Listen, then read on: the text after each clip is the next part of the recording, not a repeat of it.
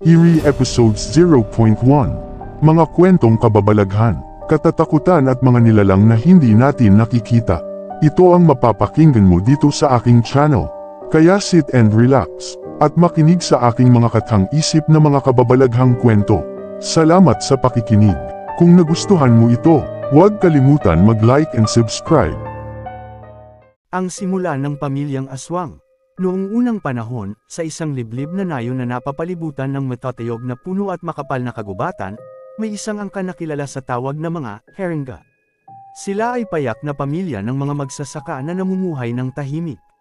Ngunit isang gabi ng kabilugan ng buwan, isang matandang mangkukulam na sugatan ang humingi ng tulong sa kanila. Sa kabila ng takot, inaruga siya ng mag-asawang sina Dato Hernan at Aling Lila. Bilang gantimpala, nag-alok ang matanda ng bendisayon, na magbibigay raw ng lakas at mahabang buhay sa kanilang angkan. Ngunit ang hindi nila alam, ito'y isang sumpa na magpapabago sa kanilang anyo tuwing sasapit ang gabi. Sa ilalim ng liwanag ng buwan, nagiging mababanggas silang nilalang na may matatalas na kuko, pulang mata, at pangil na kayang punitin ang laman ng kahit sinong biktima. Sa simula, hirap silang tanggapin ang kanilang kapalaran. Subalit nang lumipas ang mga taon, natutunan nilang kontrolin ang kanilang anyo. Nagpatuloy silang mamuhay na tila karaniwang tao sa araw, ngunit nagiging mga aswang tuwing gabi. Upang mapanatiling lihim ang kanilang pagkatao, gumawa sila ng mga tuntunin. 1. Huwag kailanman kumain ng tao mula sa sariling nayon. 2. Magtago kapag may mga dayuhang dumarating. 3. Kapag tinutugis, iwan ang lahat at magtungo sa ibang bayan. Ang mga sumunod na henerasyon ng Haringa ay naging dalubhasa sa pagkukunwari. Si Salva, ang kasalukuyang pinuno ng angkan, ay isang respetadong manggagamot sa bayan. Ang kanyang mga anak na sina Kila at Bruno ay nagtataglay rin ng sumpa ngunit pinalaki niyang matutong magpigil ng kanilang mga kagutuman. Ngunit kahit anong ingat nila, nagsimula ang mga usap-usapan. May mga alingaw-ngaw na ang mga hayop sa bayan ay misteryosong nawawala.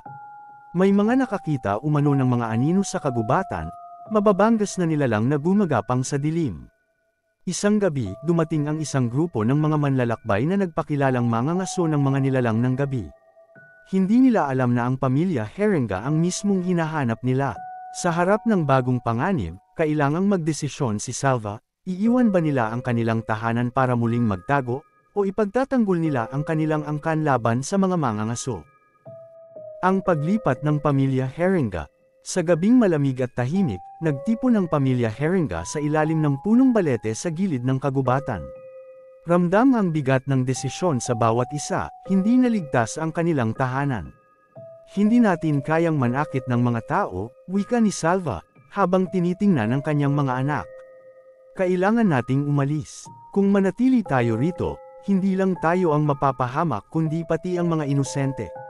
Walang nagreklamo. Alam nilang iyon ang tanging paraan upang mapanatili ang kanilang lihim at maipagpatuloy ang kanilang pamumuhay ng tahimik. Sa madaling araw, naglakbay sila patungo sa isang malayong bayan na hindi kilala ang pangalan ng angkan ng mga aswang. Matapos ang ilang linggo ng paglalakbay, narating nila ang isang maliit na baryo na napapalibutan ng mga palayan. Dito, nagpakilala silang mga bagong taga-roon, tahimik at mapagkumbabang pamilya na may simpleng hanap buhay bilang mga manggagawa sa bukid. Si Bruno, ang pinakamatapang na anak ni Salva, ay naging mahusay na panday sa bayan. Sa kabila ng sumpa na bumabalot sa kanyang pagkatao, matyaga niyang itinago ang kanyang tunay na anyo. Sa araw na iyon ng tag-init, habang nag-aayos siya ng mga sirang kagamitan sa isang tindahan, nakilala niya si Ellen, isang simpleng dalaga na kilala sa kanilang baryo bilang masayahin at mabait. May malambing na tinig ito at ngiti na tila kayang pawiin ang bigat ng mundo. Magandang umaga, Bruno, bati ni Ellen. Pwede mo bang ayusin itong sirang araro ng tatay ko? Hindi sanay si Bruno sa pakikipag-usap sa mga normal na tao, lalo na sa isang tulad ni Ellen. Ngunit sa kabila ng kaba, ngumiti siya ng bahagya. Oo, walang problema. Babalik na lang ba kayo mamaya para kunin? Habang nagdaan ang mga araw, mas napalapit si Ellen kay Bruno. Sa kabila ng pagtatago ng kanyang lihim, hindi maiwasan ni Bruno ang matukso ng pangarap na magkaroon ng normal na buhay kasama ang isang taong hindi kailanman huhusgahan ang kanyang pagkatao. Ngunit ang tanong ay nanatili, kailan darating ang oras na kailangang ipagtapat ni Bruno ang kanyang lihim? At paano tatanggapin ni Ellen ang katotohanan kung malaman niyang ang lalaking mahal niya ay bahagi ng isang angkan ng mga aswang? Ang simula ng pagkakaibigan ni Bruno at Ellen. Sa bawat araw na lumilipas, lalong nagiging matibay ang pagkakaibigan ni Bruno at Ellen. Bagamat tahimik at misteryoso si Bruno, natutunan ni Ellen na basahin ang kanyang mga simpleng kilos, ang maikling ngiti nito kapag natutuwa, ang bahagyang pagkunot ng noo kapag nag-aalala. Isang umaga, habang nagpapanday si Bruno sa isang lumang kubo malapit sa bukirin, biglang dumating si Ellen na may dalang bayong ng mga prutas. "Bruno, dalhan kita ng mga mangga mula sa puno namin," masiglang sabi ni Ellen. "Alam kong hindi ka pa kumakain." Napangiti si Bruno. "Salamat, parang alam mo na agad na gutom ako." "Siyempre, kaibigan kita," tugon ni Ellen na may ngiti. Mula noon, madalas nang dumalaw si Ellen kay Bruno upang magdala ng pagkain o minsan ay simpleng makipag-usap lang.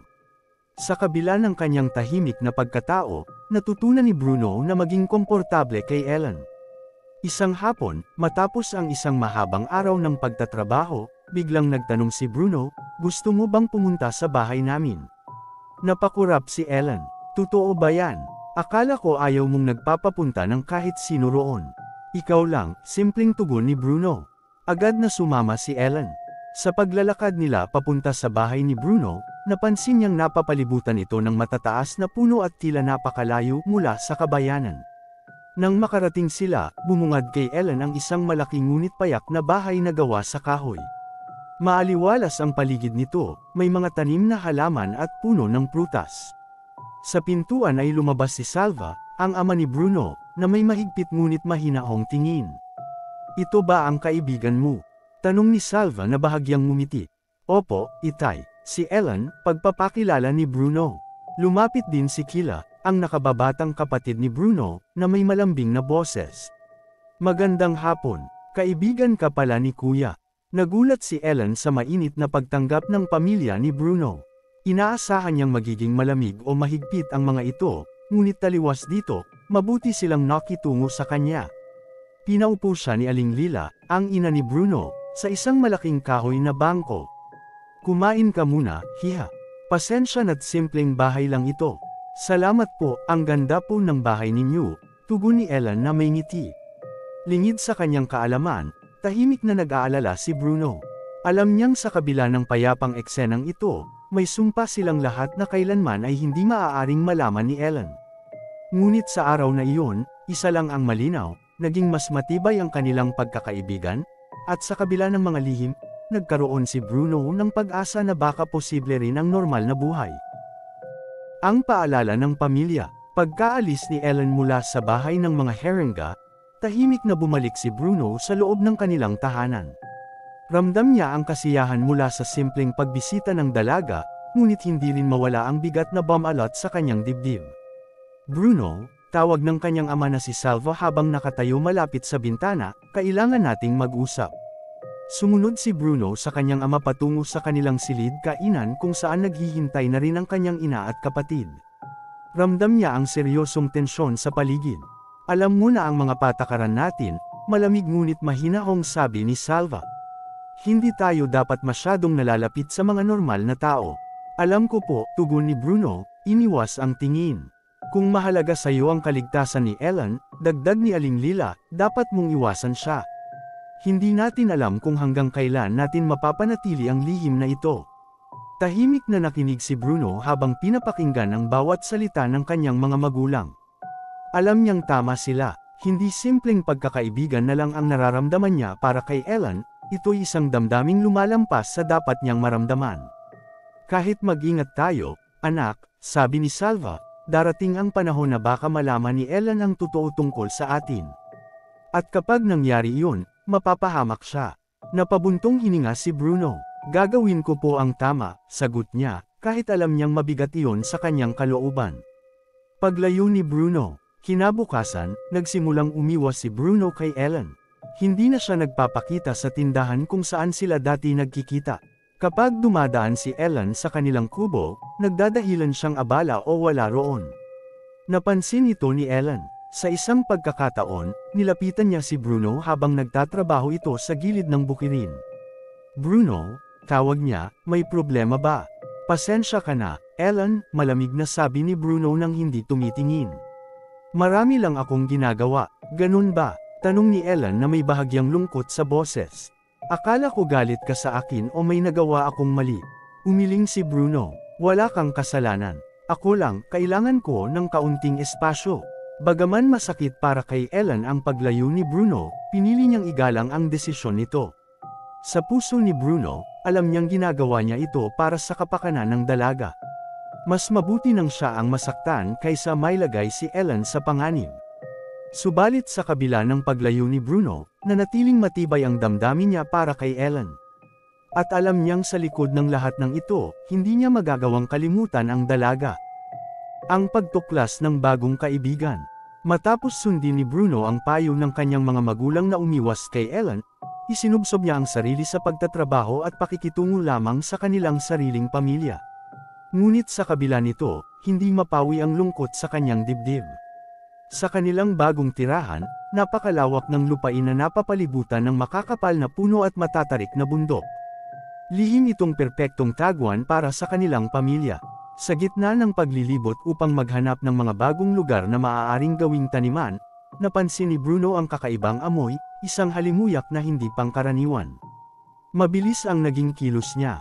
Sumunod siya sa landas na tila nagtatago sa ilalim ng mga puno, hanggang sa makarating siya sa isang malawak na kapatagan kung saan naroon ang isang grupo ng mga taong abala sa iba't ibang gawain.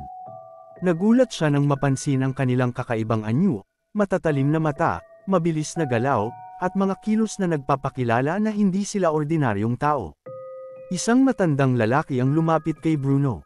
Bagong solte kayo rito, hindi ba? Tanong nito na may nakakalokong ngiti. Opo, tipid na tugon ni Bruno habang nagmamatsyag. Ako si Mang Tio, pinuno ng pangkat namin, pakilala ng matanda. Katulad ka rin pala namin, dagdag nito habang matalim na sinukat ang anyo ni Bruno. Nagulat si Bruno ngunit nanatiling kalmado. Kayo rin. Ngumiti si Mang Tio. Oo, at hindi lang kami iilan. Marami kaming naririto na katulad ninyo. Sa gabing iyon, inihatid ni Mang Tio si Bruno pabalik sa kanilang tahanan. Doon, nagtipon ang pamilya Herenga kasama ang bagong grupo ng mga aswang. Sa unang pagkakataon, hindi na sila nag-iisa.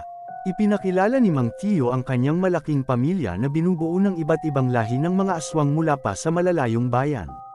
Dahil sa takot na madiskubre, napilitan din silang magtago sa liblib na lugar na iyon.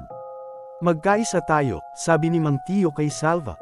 Mas ligtas ang pamilya kung magkakasama.